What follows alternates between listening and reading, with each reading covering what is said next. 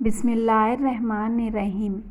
ایک دن ان حضرت صلی اللہ علیہ وسلم لوگوں میں تشریف فرما رہے تھے کہ آپ کے پاس ایک شخص آیا اور پوچھنے لگا کہ ایمان کسے کہتے ہیں؟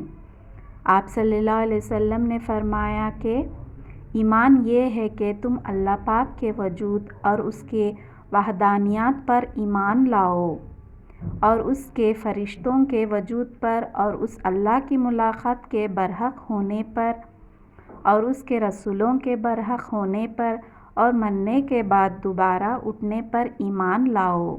پھر اس نے پوچھا کہ اسلام کیا ہے؟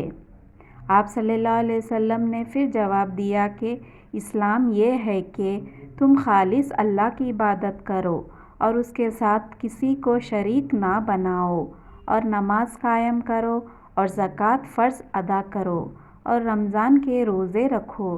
پھر اس نے احسان کے متعلق پوچھا۔ آپ صلی اللہ علیہ وسلم نے فرمایا، احسان یہ ہے تم اللہ کی عبادت اس طرح کرو گویا تم اسے دیکھ رہے ہو۔ اگر یہ درجہ نہ حاصل ہو تو پھر یہ تو سمجھو کہ وہ تم کو دیکھ رہا ہے۔ پھر اس نے پوچھا کہ قیامت کب آئے گی؟ آپ صلی اللہ علیہ وسلم نے فرمایا کہ اس کے بارے میں جواب دینے والا پوچھنے والے سے کچھ زیادہ نہیں جانتا، البتہ میں تمہیں اس کی نشانیاں بتلا سکتا ہوں۔